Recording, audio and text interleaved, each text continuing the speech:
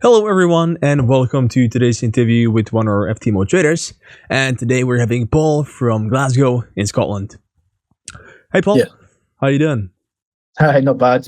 Yeah, I'm happy to be here. Thanks for inviting me. Sure. So, for those of you who might be watching us for the first time, FTMO is a modern prop trading firm, and we're looking for traders who can pass our evaluation process and get to trade on our demo FTMO account with up to $200,000. So, Paul, you are our FTMO trader. You've been having a blast on our FTMO account recently. So, in total, your payouts that we sent you are about $215,000. So that's really, really impressive. I noticed you've been trading with us since 2022, so that's about 3 years. So can you give us a little bit of intro on you and your trading history? So how did it all begin? Yeah, so as you heard, I'm Scottish. So my name's Paul from Glasgow. I started trading in 2022. I think it was either just the start or the end of it. Started trading more in capital first. Knew it wasn't enough to kind of I was the same as everybody else, so don't worry about it. Sold on a dream you can make millions and millions of pounds on on trading, should I say, forex trading, and I bought into it at the start. Joined a Telegraph group. Then found out quickly enough that it wasn't a scam, but it was just signals, so I wasn't learning anything.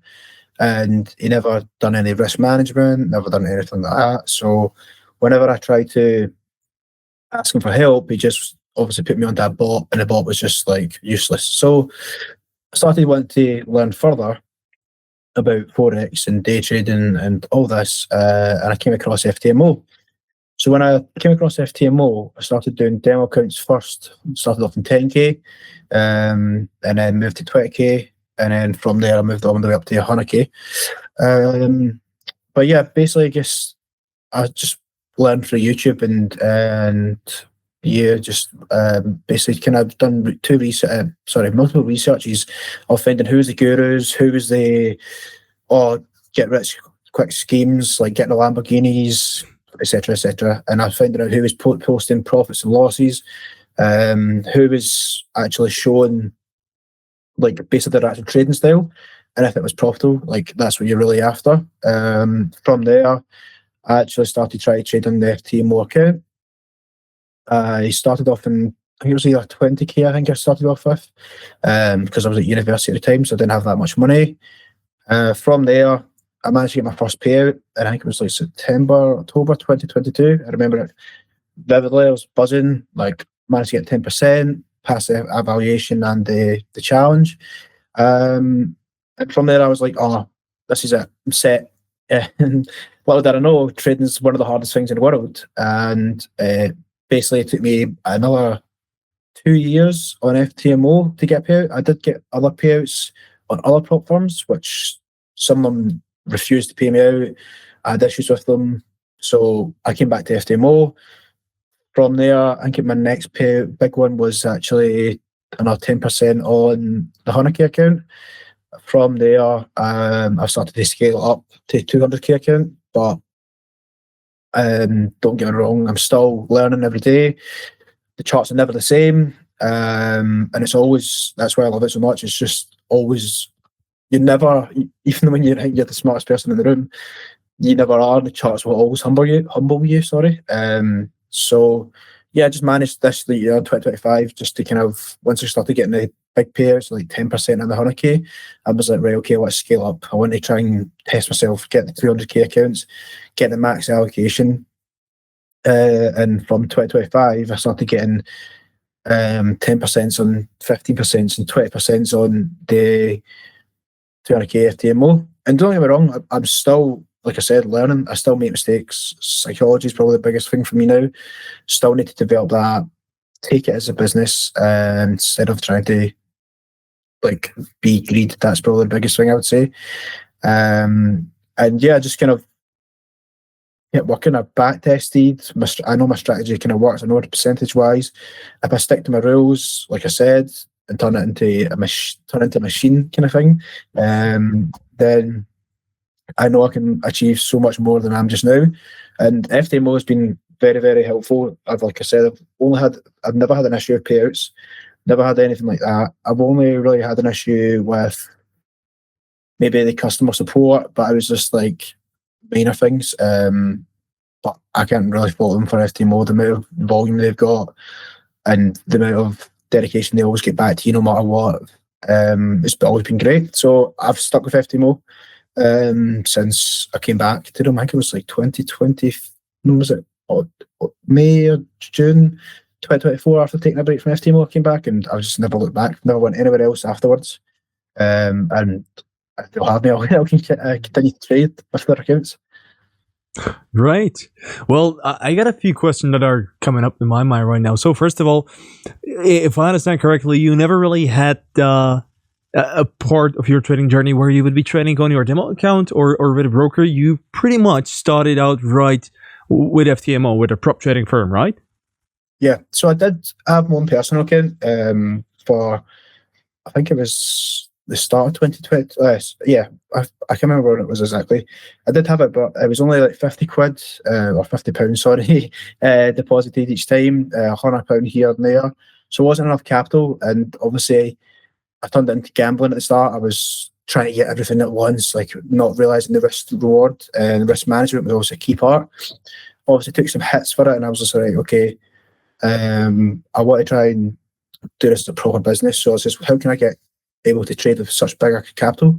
And obviously I seen FTMO, I looked at your reviews, seen you were at the time, what's that, 7 years in business you were, so you've obviously been about for a long time, and I was just like, okay. And then obviously you had rules, and the rules obviously helped me even more because it wasn't like I could blow the account in one day. Like, it was from your trading objectives, it was 5% daily, so if I lost the 5% daily I had to stop trading no matter what, which then I could kind of like take a breather instead of try to keep chasing. So that did help me massively. And I did, as I said, I also have my own personal account, but basically since day dot, after a couple of months, I've just been trading FTMO. As you'll probably see later on, the MetriX, like I could show you multiple fails accounts, multiple demos accounts, but all it is just keep practicing.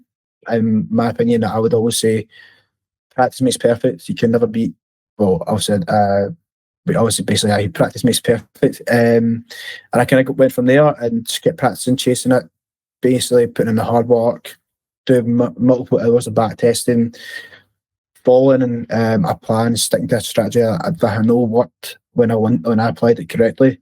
And yeah, just kept growing from there. Sure. I'd like to come back a little bit. I think we have tons of people who are now exactly in the phase where you really want to learn about trading, but there's just so much information on the internet and just so many trading gurus out there that it's really tough to really spot who's actually who actually has the knowledge that they can give you, and who is just looking to sell a quick course and rent another Lamborghini.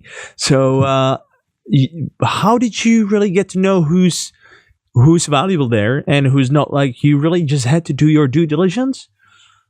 Yeah, so I basically kind of just looked about. I think as everybody did, really. I deleted TikTok and Instagram Reels. Well, I've still got Instagram, but like TikTok, because everybody was on there, in my opinion, was out to get you, at that time, was out to get you on courses. So basically what I did is just kind of asked around, like joined Discord chats, joined the FTMO Discord, just asked people saying who's like kind of the best ones for certain trading styles. And obviously that's one of the bigger factors, should I say, if you're like, depending on who you're going to watch. Mm-hmm. Some people swing trade, they obviously scalp, they do out, like that's probably the two main ones I would say. And some people trade indices, some people trade gold, some people trade forex, some people trade futures. There's just multiple ones. So in my opinion, I would always started with one pair first, and I chose a time frame. And from my opinion, I always like to be not on the markets, but I like to be quick in and out as much as possible, which is obviously higher risk, higher reward as well. So that's like scalping. And I basically just kind of asked about, watched a few videos. At a point, you kind of like know, it's like it's not like, for example, one of the boys I watched was never showing his face. He never showed any Lamborghinis. It was just always kind of charts, kind of him showing his like database from other prop firms, for examples, and he was like going through his results, be like, this is what I've done, took a loss in this day, there's only 1 or 2%, gained 5% the next day, lost 2% the next 3 months. So he showed like he's actually track record. That's what you're kind of after. I then found obviously his trading style, and I liked it a lot, so I kind of just started learning from him. And then there was also other people. Is like I just use another person just for kind of news. He kind of sums up every day or every second day, I think it is, of like the daily kind of environment of finance. Basically, I'm trying to say like what's happening with the Feds, what's happening with the US market, the UK market, etc., etc. So I just started watching that as well, and I know one of the boys who does that doesn't trade my trading style, so he trades swing trading, which is obviously like the longer holds. But it's always good to kind of pick up other people's knowledge, like ask, like see how they see the market. That's why I always like to kind of watch. And once you start getting into it, like after a couple of years, you kind of figure who is the gurus, who's just showing the Lamborghinis, who's just showing the watches, and stuff like that. So to obviously go back to your question, I would basically just get asked about Discords, especially FTMO ones. You kind of see who knows their stuff. Make sure they've got like a proven track record of wins and losses, especially the losses. If they post the losses, that's even better, because they'll then go through that loss and tell you what they did wrong, if they did anything wrong, or it was just if the trade didn't fall through. So that was two things.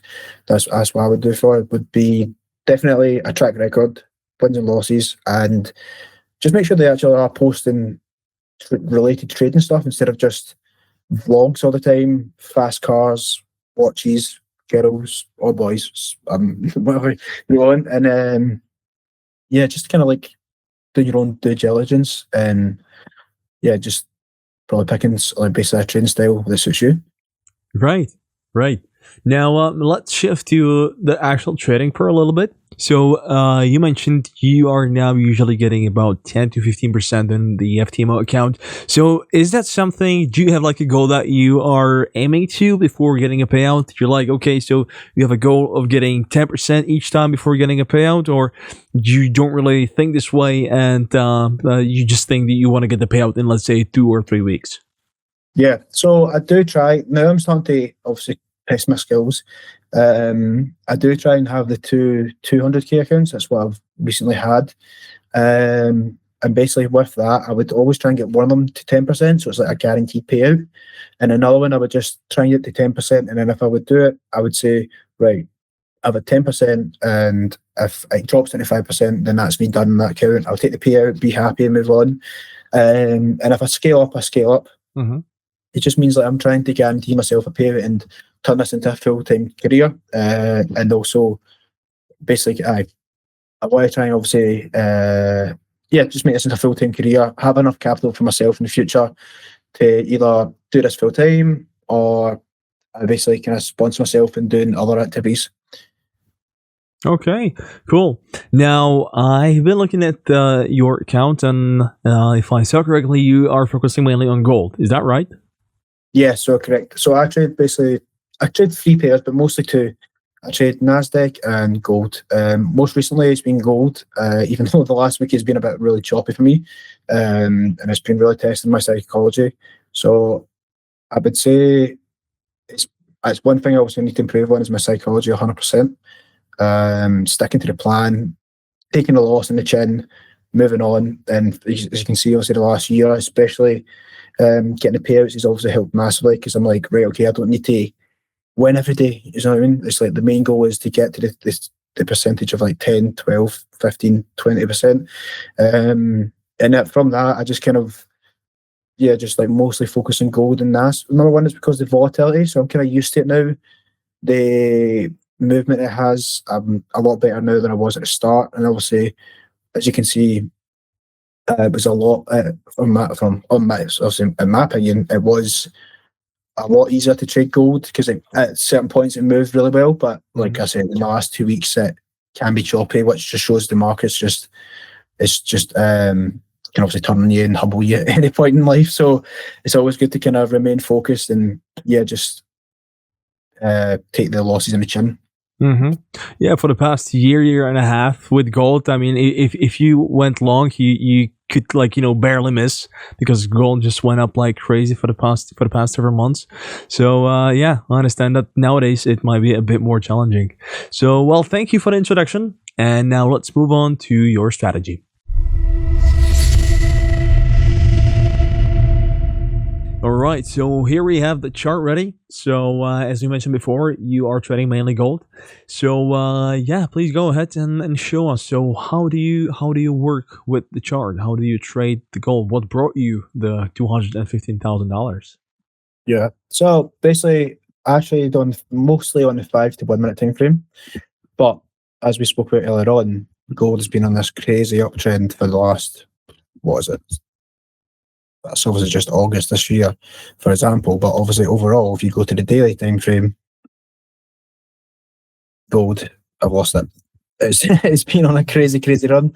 So the most of the time, I've been bullish biased in gold. So whenever I'm looking for a setup, ideally I would be looking for buys more than anything, or bulls, for example. So even though I do because I trade in 5 to 1 minute, I'm able to scalp both ways. So don't get me wrong, it does burn me sometimes. But I mostly use Fibonacci retracement to get my stop loss and take profits. So from that, I'm able to trade in 5 to 1 minute for a quick scalp to try and keep myself in the market. And it does kill me. Like sometimes, obviously, I'm not gonna lie, this last week has been really brutal. Being caught out with this choppiness, like you can see from here, and this is what I was talking about earlier on with my psychology, like it's not going anywhere really. So it's going in a straight line. So it's not as a trend. So I shouldn't really be trading it. But because it's the 5 to 1 minute, I'm able to kind of take advantage of it if I follow my rules and basically kind of don't overtrade and take the L on the chin and move on. And just risk management is probably the biggest thing I'd say as well. That's what keeps a trader alive through these hard times. So yeah, basically, if I was on the chart, so for example, I trade anytime. I just kind of look for volume, so I can kind of see when volumes, like obviously from experience, when it's going to kick in. If there is much volume, if there's very little volume.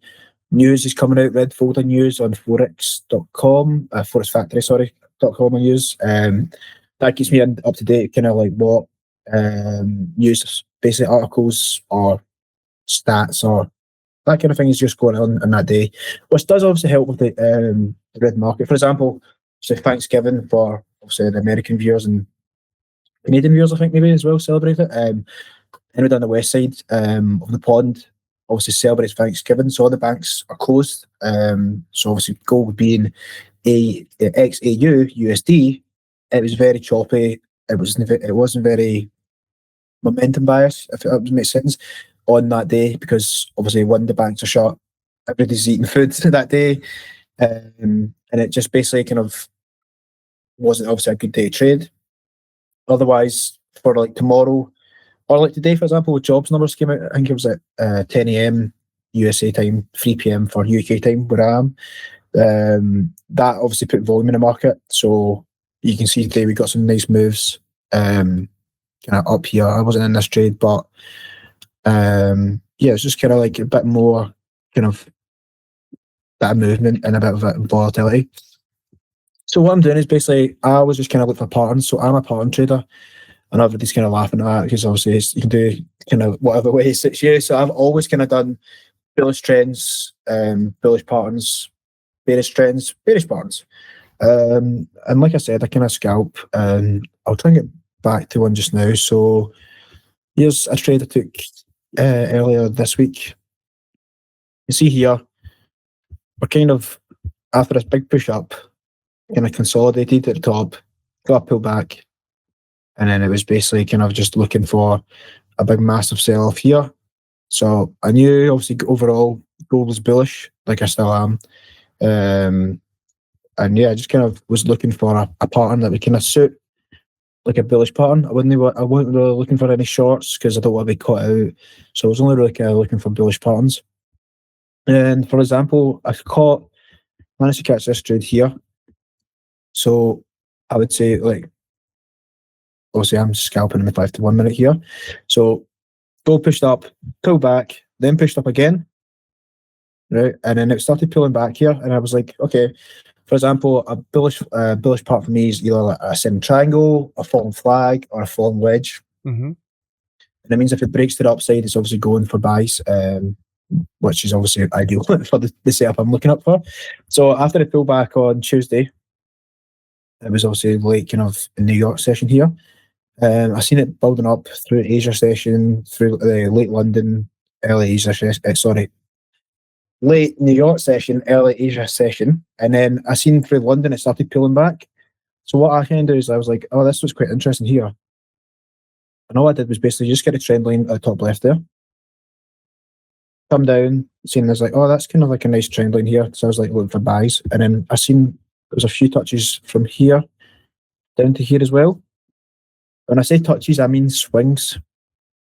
So what I try and do is obviously touches are fine. Like they are good, obviously.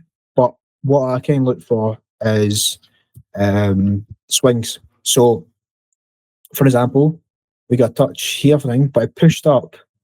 Didn't quite. I normally do try and do 2, just for just preference really. So kind of looks a bit better like when it's like that. It's just basically if it's a false break, I can tell. If it's a false push back in the pattern, if it's a retest or anything like that, I can kind of like helps me a bit better. So what I'll do is basically seeing this pattern here. We got a touch here, for example. It pushed up. Probably a bit easier if I do this for you. There we go. So then got point 1 here, point 2. As soon as it touched this trend line, played around a little, but pushed back down. And then we got another one here, and the same again, touched this trend line, played around for a bit, came across, touched the trend line then. As soon as it touched this upper trend line, it pushed back down again, which went, it's got 2 touches. And it's like every time it's touched that kind of trend line, it started to kind of push, like obviously showed resistance or showed that it's actually a valid kind of trend line. And then obviously when it came back down here, it pushed right back up to touch here again. So basically we got kind of 3 main touches on the trend line. And this is the only way I was kind of looking for. I wasn't looking for sales because number one, already I identified that obviously gold is bullish. So I was only kind of looking for bullish patterns and bullish momentum. We obviously seen the build up through late New York and early Asia session. Then through London session, we've seen kind of a pullback. Got a nice touch here, a nice rejection. Came back. This rejection came back, and then it pushed down again. Even pushed down. What's that? 50 odd pips or something like that for me. And yeah, I was just basically kind of waiting for the break. You don't even need this trend line, for example. This is just obviously I have a pattern and it kind of goes there because obviously this trend line for itself was basically just as soon as it touched it, it bounced off. As soon as it touched it, bounced off. As soon as it touched it, showed a wee bit more, but wasn't as strong this time for the pullback. So then I would basically just was patient enough, let the pattern develop because I normally get up around about 6 o'clock in the morning UK time. So this wasn't even for, if I can go replay, I don't know if it will take me out of this, but you can kind of picture, for example, this was the only, like the left-hand side of the arrow just now, the cursor, that was the only thing that was developed. So it was just basically being patient, letting me run here and letting it develop. And then I started seeing a trend line after seeing a touch here. I was like, oh, okay, this is quite an interesting trade. I like how it's rejected itself off the trend line 2 times at that point. Came back to the 3rd time and then still showed a wee bit of resistance, but not as much, showing that the bulls were starting to take over. And then what I do is basically just kind of use Fibonacci retracement, put it to the previous low or the pivot point, for example, and then take it to the body width of the candle. Sorry, try to show it there. There you go. The body width of the candle. And all I do is then enter the trade, put my stop loss towards the red, so it's even if it's inside the pattern. At this point, it's a bit closer than I wanted to be because obviously the pattern's a wee bit tighter, so I can kind of extend that. But I normally try and have it in the red. This is my get out, basically run, basically the trades went in the opposite direction. And what I'll do is Right, I should have really did this one first. So basically, to get the trade is going to go in the other direction. I basically draw out these false zones. So basically, for example, we've seen here, there's a key point. As soon as I touch this, it rejected. So what I'll do is I'll set this is a kind of supply and demand zone. Mm-hmm. So when price comes to this, it has a higher chance of reacting either, obviously from this one you can see it went higher, but it's like a turning point, I kind of call it, that if it touches this, it basically is a key area for it to reverse on me. So if it breaks that, then it's obviously ideal for the trade. As you can kind of see here, it went for more than obviously I predicted. And obviously then it's just basically an area that I look for. If I can see the bears are starting to take over at this point, then it's an ideal for me to put a trade to either break even or break even or close early if I see basically a rejection. So same as here, this point as well, key area, because it pushed down, was it from 209 to basically, what was it, 199, I think that is, because I can't see because the camera's in the way, but that was almost 100 pips for the way I count it. So I know these two areas are key areas. What I do is then go back to the fibs, take the fibs to the body, take it to the pivot point. What I'll do is then set my stop loss to the red line, enter the trade, and then what I always try and do is the maximum I'll take it is to this free. Mm-hmm. So that'll basically 200 pips from my entry point, or just under 180, I think it is, from my entry point to the top, and that's the furthest I'll probably go. So even though I missed out on all this, I would either, I've now started to try to do another trading not trading method, but like a trading management. That's what I'm trying to call. I'll go into that for a second, but yeah, that's it. And then what I'll do is just set it here, set a stop loss to the Fibonacci retracement of 0.236, and then just basically let the trade run.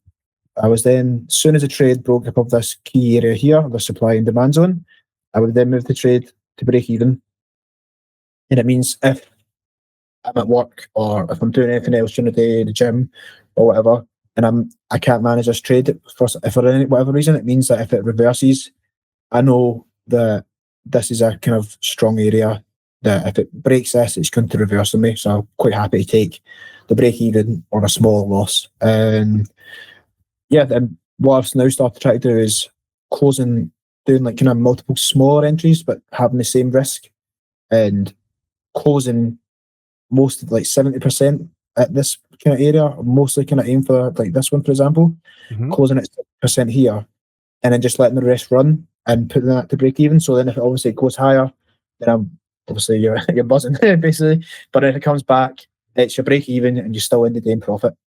Okay, so let me quickly summarize it what we just been through. So to put your strategy in 30 seconds. So first of all, you identify the long-term trend on the gold, whether we're bullish or bearish. Then you're looking for sessions or time of the day where we have enough volatility. So around the main sessions open or around the news as well. And then you're basically doing just sort of basic trend trading, looking for patterns. So whenever you see like the break of the structure or a pattern that you're familiar with, you wait for the confirmation, and then you use Fibonacci, where you set the level 3.25. I think that's where you usually put the take profit, and you also usually exit the 70% of your trade just before that to secure the profits. And with the risk reward, I assume you're going usually around to 122, 123, something like that. Yeah, so that would depend obviously on obviously the Fibonacci, but I mostly try and risk 1 to 1.5% of my account per trade. That means obviously if I get it wrong, then obviously I just need to take it on the chin, like I said, and then it means I'm not hampering the account as much as obviously somebody risking 5%, or obviously that's a daily loss, but for example 4%, and it means I've got enough time to, if this trade for example didn't go well, I could look later on in the day if I see another setup and I still have capital in the account for that day, that I could trade on. So basically just kind of that's what I'm saying, risk management. Try and get basically, sometimes it allows me to risk like 1% or 1.5% to try and get like 4% or 3%. And that means I can kind of basically, I'm always going to, not always, because obviously it's a loss, but it means basically I can lose for 3 or 4 days in a row and then just get one winning day and then it covers the losses. And that's one of the key areas that, especially this last year, that I've been developing for, because before it was just the FOMO, the greed, which obviously still is a big factor for myself, but I've managed to get a lot more calmer when trading, but more strategic and basically turning into a more robotic kind of method of trading. Are there any indicators that you would be using to help you to confirm your bias? Yeah, so I mostly kind of trade. I like to use the 15 EMA basically, which is this wee kind of line here, and it just like literally is just called the 15 EMA close. That's what it is. And basically, I just kind of like use that as like you can kind of see here. I don't know why that's popping up, but then you can kind of see here, like when it's going up, for example, it kind of follows it way better. So it's kind of sometimes uses it as support. As you can see here, it's like a bullish kind of Japanese candlestick here. I don't trade this. It's obviously not an entry for me, but it's just obviously interesting to kind of see like it does follow it quite a decent bit. Not all the time, like I said. Like for example, here came down and then it just broke back above it. As soon as it came back towards it and touched it, and then it went away. So it's just a kind of guide I like to use to manage my trades. For example, if you get a bit nervous, obviously if you're new to trading, which does obviously still happen to everybody, like you can kind of see, but that's when the risk magic comes into it. For example, if you get to this wee key, you identify this key area zone here. You can see it. Oh, it's not quite breaking through. Oh no, it's pulling back. You know what I mean? So and then I'll just look, right. It showed a bullish kind of Japanese candlestick here, 1, 2, 3 engulfing. It's then also not broke below this 15 EMA, so it's not like it's reversed or anything like that. Like it did like break below it kind of thing. It's still sitting above it quite comfortably. So I'm like, okay, I'm quite confident that if number one, my stop loss is there anyway. Like if it comes back down, it might retest the pattern for a bit and then bounce back up. But I'm quite confident that if it's staying above this 15 EMA, it's a good like indication or indicator, for example, the trade's going to go in the right direction. Because if it bounces off this and shows strong rejection of this 15 EMA, then it's obviously just going to keep going that right direction, which you can kind of see here, which is a good example, because even though I closed about here, it bounced off it again, and you could have just been like, right, okay, like I'm quite happy where my stop loss is. I'll move my stop loss into profit. If it breaks below this 15 EMA, then I'll get out on a smaller profit, but you could have just held this for a lot further. So it's always kind of good. It's just like I use it mostly as a kind of trade management tool rather than an indicator of when to get into a trade. And that's mostly the two strategies I use. Well, it's mostly the main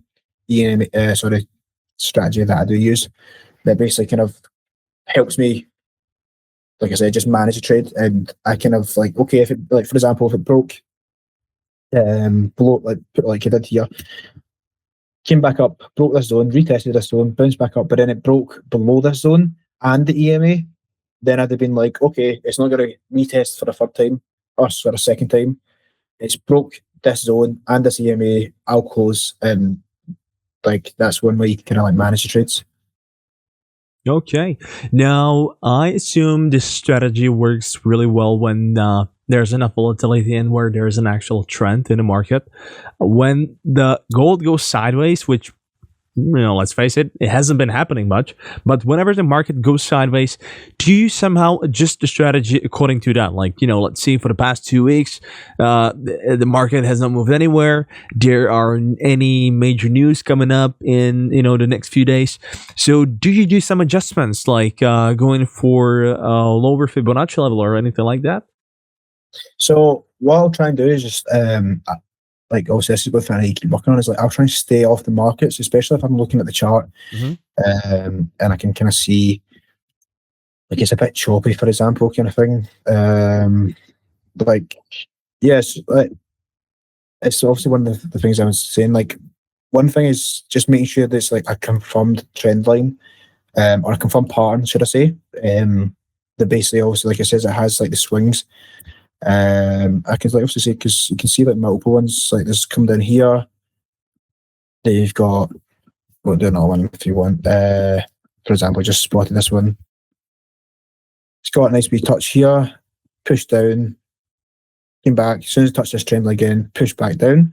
So it's this obviously is the good and bad things of this trading style, is because it basically you can trade at any time, but there is multiple like patterns every kind of day. So obviously percentage wise, you've got a higher chance if you're on the charts all the time. You've got a higher chance of like losing.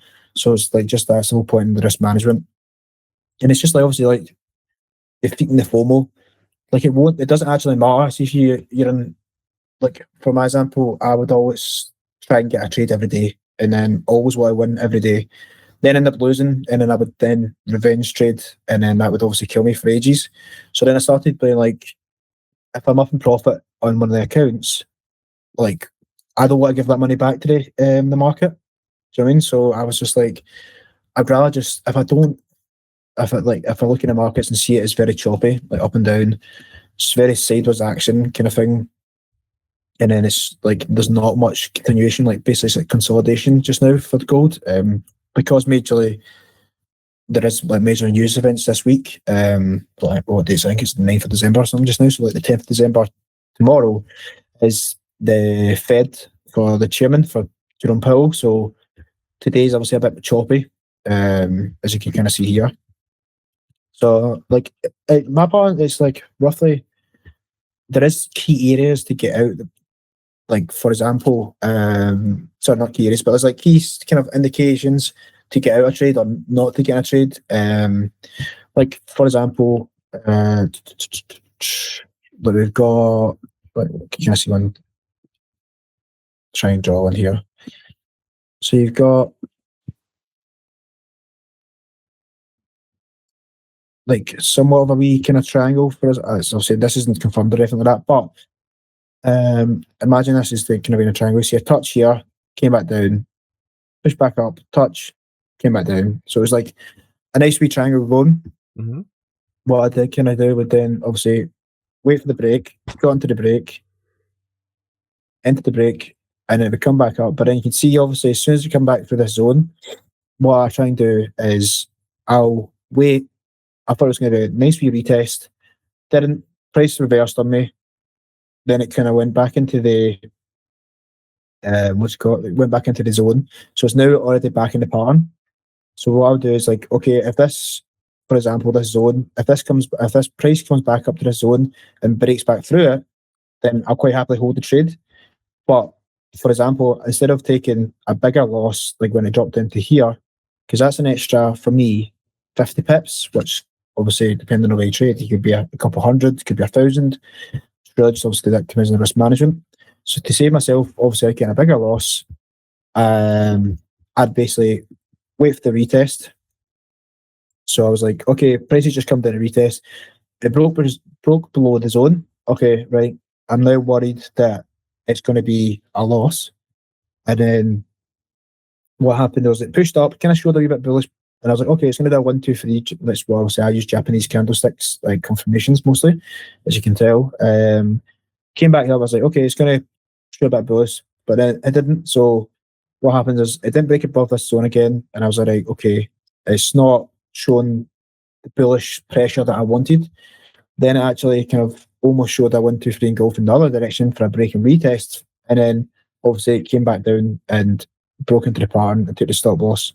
And I was just like, okay, obviously the stop loss could have been away down here, but that's a lot for me. That's like 180 pips kind of stop loss. So I would always have my stop loss a bit tighter, like, and it means like in the pattern, for example. I'm obviously trying to split this as a goal. So if it's in the pattern, basically if price breaks back into the pattern, or if it shows any resistance at a key area, like a 1, 2, 3 engulfing, I call it a false zone. Then it basically kind of like it's just an indication to get out of the trade, close the trade, taking the smaller loss than you predicted, and then move on to the next trade. Because you can see, for example, like obviously that's showing like my patterns and my trading style, for example, that I learned doesn't always work. Like no matter what trading style you do, the average works out. Like it's not every trading style isn't 100%. So there is key areas. Like obviously, like I said, obviously the easiest one. We'll go back to what we said there. If this showed when I came up to this zone here and it showed like a 1, 2, 3 engulfing on the false zone, I would have closed and went, okay, small W, because obviously it pushed up, it was in profit. But I've seen it many of times that price reverses at a key area, for example, and pushes back down, and then you end up with a bigger, basically a loss that wasn't needed, or you lose the profit that was sitting up. I've been in many times before, especially with 200k accounts. I've been up $7,000, $8,000, $9,000 in a trade, and I see a 1, 2, 3 or an indication that I get out, basically a supply and demand zone, and it reverses. And instead of taking like the win at 4 or 5k, it's came back down to my initial entry, and it's break even, or it's a $2,000 loss or a $3,000 loss. So there is kind of like areas that way, but it's mostly just experience now that I've looking at the chart. Like I said, obviously I've been with you since 2022. It's took me like 2.5, 3 years to actually become kind of profitable with you.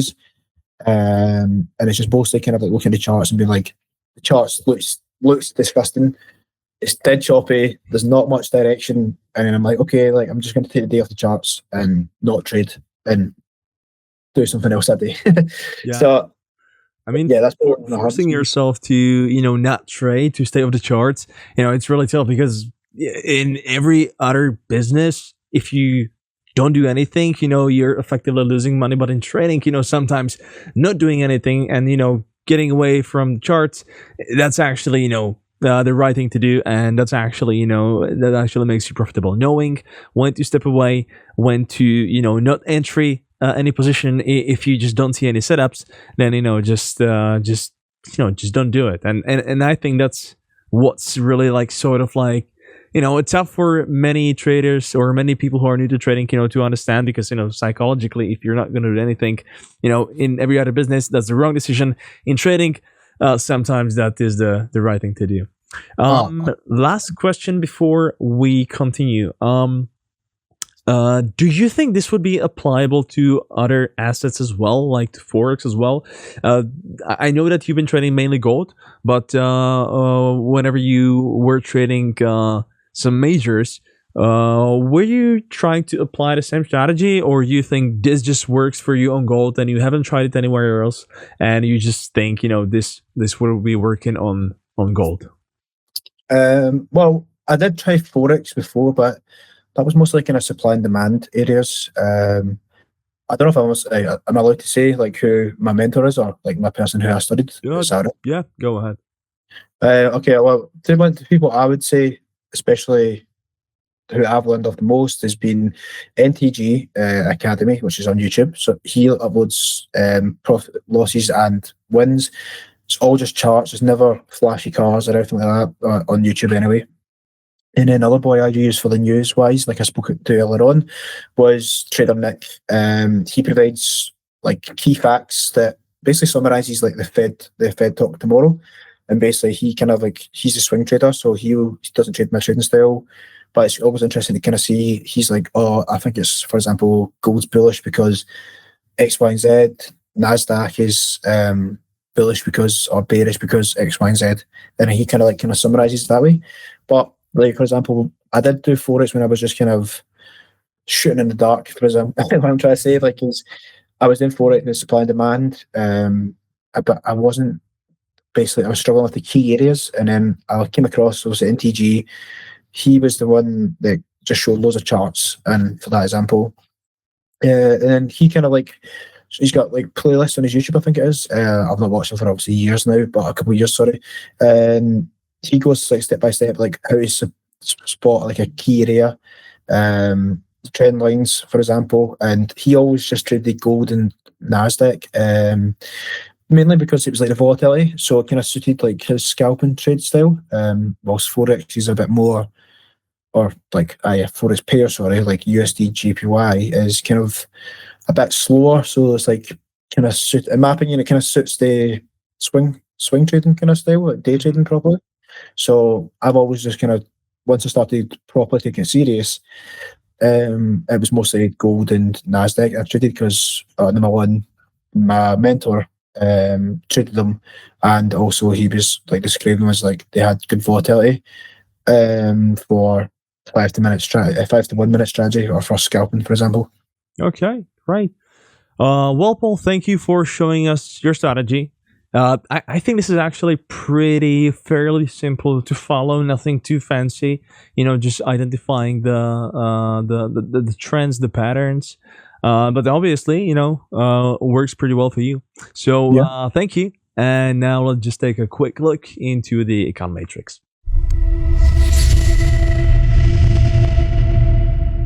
All right, so here we are in the Econometrics of one of your recent FTMO accounts. So we can see you had, choppy start, then you had a couple of really good trades, then going downwards a little bit as well, and then you managed to end up with $26,000 profit. So let's see what we have on this account. So if you can scroll down a little bit, and let's see some of the stats that we have. All right, so the consistency score really good, 80%. That's really not that common, so well done. With the daily loss, you were once pretty close, but stay within the limits, so that's fine. However, you went barely into a negative balance with the max loss about 1.4%. So that's great. So do you remember how this account went for you? Like, was it like sort of a typical way of getting into a payout, or was it on the other side some untypical journey? Yeah, so like I said, my biggest issue is obviously being the psychology. So, for example, I got off to a good start. You can kind of see here, it was like straight away 5% on the account. I was buzzing, like obviously quite happy. And then on the same day, like I said, I didn't trade for that day. So then it was like the next day, you can kind of see obviously it started to come down and down, then actually became negative on the day. And I was just, obviously that was the day after, sorry. So I actually ended up in a loss. So that was like a 2.5% loss. I took 2 trades, I think, that day, or like, for example, the 2 trades. And I was just like, that was when I was good at following my strategy. Sometimes I'm like, oh, I'm chasing it, which is also, like I keep saying, psychology for me is the biggest issue, which is what I'm working on just now. And just like, it's in general, it's just like, not just trading charts or anything like that, but it's the ambition to do better. It's the greed. It's like the disappointment when you get a trade wrong. And it's always, you always have to know, like, you're not going to be right all the time. So it's always good to be wrong and then be like, why am I wrong? Right, okay, if I follow my rules here and I know this rule, these training styles for mines, for example, it's like 70% I've worked out once I followed all my rules. I'm like, okay, if I've done nothing wrong, I follow the rules to the plan and it price comes back in and it's a loss. And I'm like, right, okay, like I followed my strategy. I can't do anything better. Followed it to a T. And I've now started, that's how I started to become profitable, because I started accepting the losses. One thing for me was, obviously the main thing is, it's when I do a stupid trade, when I don't follow my strategy, and then I take that L and I'm like, oh, like, why did I do that? Like, you look back at the trade, and that's why it's always good to back test. But you look back at the trade and you're like, I shouldn't have done that because there wasn't enough volume in the market. It was a bank holiday. It was, I don't know, like, I don't trade personally I don't trade CPI or NFP because it's just too volatile for me. But that's obviously one of the key areas as well, is just like taking, like I said, if you follow your strategy, you know it works, and then it's not going to win all the time. You get a loss, sorry, or you win, but if you take the loss is the main thing. I always screenshot my charts and take notes on them, and basically, like, if I did it, price showed good pattern, valid pattern, entry was good, stop loss was good, take profit was good, and then it obviously went in the wrong direction. Right, nothing I could have done here. It's just this strategy's obviously not perfect, like everyone. But yeah, back to the account, it's just like same as it was here. Started off brilliantly, came back down, really tested my psychology because I was ended up being negative at one point by taking another trade. They fallen, so 2 days after I got an account, first day I got the trade, I was actually down, and then on that day I managed to claw back. I think it was kind of hard to see, but on that day I managed to claw back to a bit of profit. So I was like, okay, first day, end of the profit. That's always a good start. See if you start your account, if you get your FTMO account or a challenge account or verification account, if you actually start on a if you start on a win, for example, it's always, for me, it's always beneficial because you have that foundation to then kind of go on further. And it means if you lose your next trade, your account's not sitting in negative, and then it's not a bigger burden on your kind of psychology. That's the way I always kind of look at it. So obviously follow your strategy. For me, you can see here was a wee kind of dip. I took, what's that, just basically 1.5% kind of loss, 1.75, sorry, percent loss. But then I traded the same day, seen another entry, and then I bounced back on that day, the same day, back up to 2.25% or something like that.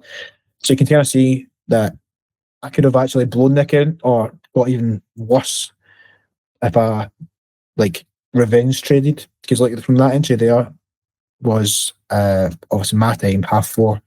Oh, and I think this is FTMO's time. So like basically, for example, 4:30, but my next entry wasn't till an hour later. So instead of me chasing it, and I just waited, was patient, took the loss in the chin. Right, okay, I wait for my next setup. Obviously, I scalp, so it's 5 to 1 minute, so you get quite a lot of entries, or get quite a lot of chance you can make back if you follow the correct strategy or the correct rules. I basically pulled back, ended the day in profit, thankfully. Then I was like, okay, the next day, same back on the chart, see if I see a good entry, good pattern, and then looking like obviously good enough. The trade worked. Then I end up 5%, and then you can actually hear it's ups and flows. Like I must have took the next 2 trades, loss. I think that must have been like basically almost 2 days in a row. I took 2 losses. I don't know. There's a wee profit and loss chart down below. I don't know if you want me to show that as well. Yeah. Just so we can go. Yeah, there we go. So this is obviously, you can see here, 6 trades, nice wee profit, 2 trades, profit, just happy. Then this is when obviously my psychology comes into part. He was like, took the loss in the first one and I must have revenge traded a wee bit. And I was like, right, okay, this is why I was talking about earlier on. FTMO has helped me get disciplined because number one, it's got that 5% daily loss. If you break that, you violate, you lose the account, obviously. So I was like, right, okay. I was up, lucky enough, I was up 5%. So I was like, okay, like let me try and get back down. I was like, if I get that back down to a negative in a day, I'll start fresh at 200k. Basically, that's the way I was thinking, which is obviously wrong because that's why I still need to develop more. I'm like, right, just take the loss, move on, because it could have easily been a 1% loss, you know, instead of a 5% loss, or sorry, 4.5% loss. And then for the next day, you can probably, this is probably a bit easier. For the next day, you can probably see 7 trades, bump back up, all the money I lost yesterday, near enough back in, and then the next day, follow my strategy again, 8 trades, basically ballooned back up, and then that was me up near enough 10% of the time, I think it would have been. Yeah, just over, so we're around about here, just over 10%. And then I went kind of sideways for a wee bit. So this is when I'm coming in, like I need to start being like, right, okay, I'm up like above 10%, 12%, 15%, just close out, stop trading the account, buy another account, and then try and get that one up. That's what I've started doing now. So it's constantly doing it. So that's one thing I'm working on my psychology wise. And then you kind of see here, is like, this is obviously brilliant. Small losses, pulls back. And then a big win, bumped it back up to 5100. And then small losses, took me up to even 35k profit. Same again, small loss. And then it bounced me back up. And then it was just kind of like ups and downs. And then this is when I really traded psychology. I got up to 239k. total profit. Sorry, not total profit, but 39,000 profit. So I'm just under 20%. Instead of being like, right, okay, that's me done. I started trading again because obviously, like you said, it's a lot easier for me to say it. And obviously, I understand everybody who trades has got the same issue. It's the FOMO, it's the greed, it's what can be. And I've worked on that massively in the last year. That's why I've got so much profit. But even I still come short to it. And it's just like for the next 5 days, it was just constantly wee small losses. Like everyone was just, it's still 1%, 1.5% per trade, roughly. And it's just like wee small loss, wee small loss, wee small loss. And then it's just like it's what happens, it just stacks up instead of like that's when it comes to back testing. And then lucky enough, I say lucky, I still followed my strategy. It was just small loss, small loss, small loss, and then I managed to get in the last 2 days. I got a nice big trade win, and you can kind of see here. Like ended up in a day with this one. Yeah, that one. Ended up nicely. So it was like brilliant day, brilliant day, brilliant day. And I was like, okay, small loss, quite a lot of trades, but it's just kind of like what I do is like I said earlier on, I trade instead of two big lot sizes, I'll just do like multiple smaller ones so I can kind of like manage trade, close out some of them, take partial profits. So when it says 17 trades, it really is only like 2 or 3. It's just multiple small ones. And it's the same as then, like obviously I'll preach this till the end of time. Psychology is one of the biggest things. And that's why FTMO is like good, because it kind of keeps you in check with the 5 and 10% loss as well. Because like no doubt, like at one point, obviously, being down at 1.79 thousand, you'd be like, "Oh, I need to get back into it. I need to get back into it." And you could be down 20,000 if it was your own capital. Do you know what I mean? So it's like the rules that FTMO have are just keep you in check. Like I don't want to blow this account, or I'm still up overall. And then it was just like 2 really bad days for me. And I think this one was when actually this was like the CIT, or was it? I don't know. It was like one of these accounts was I was in gold, and it's when the gold markets froze. Yeah. And it obviously all brokers kind of jumped up and down, so it jumped my stop loss. So I was like quite lucky to still have this account like still active, because that's how it was so close at one point. So it's like I always kind of like keep it that way. So you can kind of see here, this is like our life. Like, not every day is going to be green, but it's the whole point of risk management. It's like you have to try and keep the good days above the bad, and you can kind of see here. For this one, obviously, I trade lot size trades. You can kind of see here, like it's like trades 8, 16, so it's like kind of small ones for that. Yeah, it's just like my win rate wasn't that great in this one, but my profit was like basically 1,000. I mean, you still had a great risk reward, right? So the rate below 50% is not really an issue. If you scroll back down a little bit to the calendar, I think what is really cool to see here is that in your profitable days, you never had more than 8 trades in a day. And if we take a look at the negative, you had 11 trades, 17 trades, 9 trades. So, it really shows, I think this is a great example of, if your day is going bad, and then you try to, get it back up, in most cases, it's going to end up like even worse, as, we can see there's a little bit of over trading. 100%. I've done it so many times. Like I said, like when it's you just used here, it's like I think you can click on it. Aye, there we go. For example, you can see most of it's just under. So it's like normally I do like kind of 2 trades. So I'll risk like basically 1, like I said, 1.5 to 1% per trade, and I scale in quite a bit aggressively whenever I'm trying to make a lot of money. So you can kind of see like the duration. For example, that's probably a key area as well. It's like when it's like a short duration, it means like it shouldn't have been a good like entry point. That's one thing as well. Like you can see here, when the only winner this day was like an hour. And all these ones were an hour as well, but it was like a short, I don't know, it's kind of like to spend like a short period of time. It's like you just revenge trades, and then you realise shortly after, like, this wasn't a good idea to enter the trade. Yeah, exactly. So I'm like, okay, I'll just close. But you can kind of see here, for example, like these ones, like for my biggest trade was 3 hours. Even that's long for a scalper. That's really long, obviously, because obviously I'm in 5 to 1 minute strategy, and obviously I seen the obviously selling pressure for gold, and I held it for like 3 hours, which is really long. This one was a scaling, so I was well in profit. I scaled in, and obviously price rejected, came back to my trailing stop loss, but I still ended the day in profit because I was so far ahead, like around. So it was like, it's obviously in my opinion, newcomers shouldn't scale in, but you can kind of see like here, I done the same thing again. Risk 1%. It was only in for 4 minutes, and it was 1% gone. Whilst this one was 33 minutes. This one was like 3 hours 20, and it was 12. You know what I mean? So it was like an hour, and it was double the profit. It's just like, that's one thing I need to kind of work on. And obviously, I'm not the best trader in the world. Like, I've worked on it the last year or so, 2 years especially with FTMO.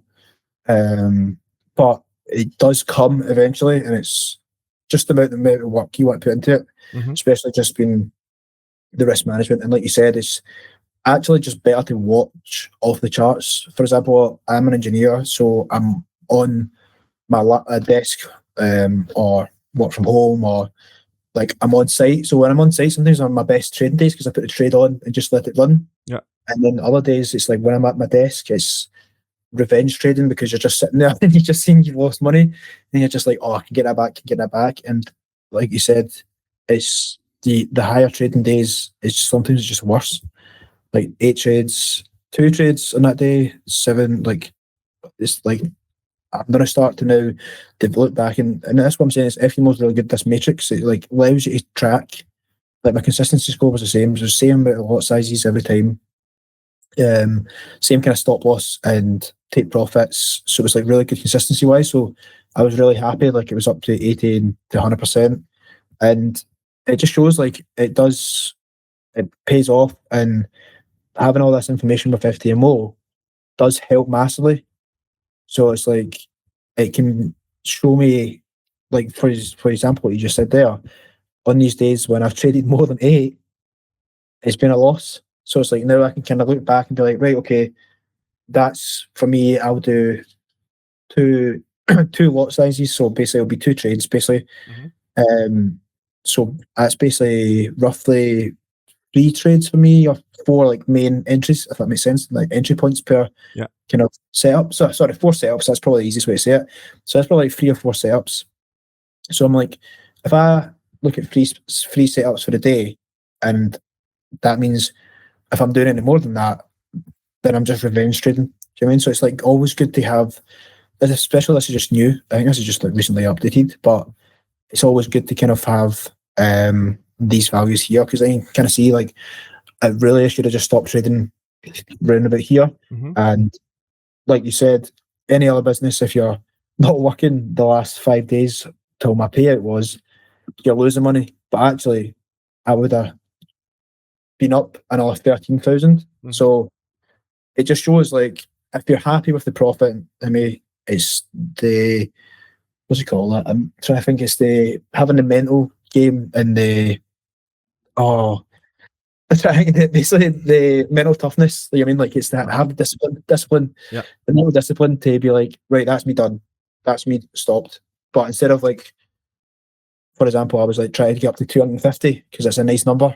I should have just like been happy, because obviously that's crazy amounts of money. So like, that's one thing as well that I'm still working on, is like being happy with the money I've made. Look at myself in the past year, how far I've come, and just basically kind of like, everybody's going to make mistakes, and that's one thing you need to learn about trading. Like, the markets will humble you, they'll bring you down. One thing is to do is just turn off the emotions as much as possible, and just try and stick to your plan, risk management, and just get rid of revenge trading, basically. Well, the good thing is that, with the data, you can take a look back at what you did wrong, and, you can just, identify what you did wrong, and then, learn from it. At the end of the day, it's all about learning from your mistakes. Thank you for the insight into this, and let's dive into the final part of the interview and talk for a little bit about the trading psychology. Okay, so final part of the interview, let's talk about the psychology. So, Paul, you mentioned the psychology is the biggest thing you're currently facing, and multiple FTMO traders have said that the same thing, that finding the strategy is one thing, but the battle with the psychology, that's like a constant thing, and it's the final level of mastering your trading. So if you could give one ultimate advice to people who are struggling with the psychology, what would it be? Oh, don't know. Yeah, just like being happy with what you've got. Turn off emotions as much as possible. I know it's obviously when you get to, for example, like what I've been trading the last year, is a lot of money. So it's different stages of emotions that run through the body. But yeah, it's just like kind of keep calm, remain patient, just don't be greedy. And it's like, yeah, just kind of like it's hard to explain because obviously you can see like I still do struggle with it from time to time. It's just to remember like you can be wrong, and it's just about learning from that. And yeah, it's just like everybody's going to come across so many different obstacles. Like I come against all my times. It was like debt, for example, from university. It was my trying to get myself back into motorsport. So I was trying to get so many targets, and then it was just like the pressure of like performing, and then it was just all this stuff like being able to help mum and dads. They're close to retirement soon, so it was always good to kind of like have the ability to help them. It's just everybody's going to have different kind of factors, basically coming like basically issues in their obviously personal life. So if with the charts, I would try and remain mechanical as possible. Take the loss, you take the loss, and it's always about just like the risk management. I would say is 100%. Once you get your risk management sorted, you get your strategy down to a T. You remain emotionless on the charts, and you're going to become unstoppable. Right. Well, Paul, thank you so much for being here with us today. I think we've passed on a lot of knowledge that people can really, get some interesting knowledge from. So thanks again. And if you would want to give anyone a shout out, if you want to give someone, some advice, anything you want to say for the end of the interview, now's your time. Nothing. Just want to thank basically NTG. He's the one that taught me, for example, on YouTube. FTMO for being obviously patient with me from going through my trading career. Giving me the platform to obviously be successful and do the things I want to do, for like my motorsport, my looking after my family, my holidays, like basically buying stuff I would like to do, like basically make sure I'm financial secure, and obviously, yeah, that's probably it. Obviously, yeah, that's it. Really, just thanking you for obviously giving this platform to kind of speak, and if anybody gets any knowledge from my interview, then it's obviously a good bonus. All right, well, and that's FTMO.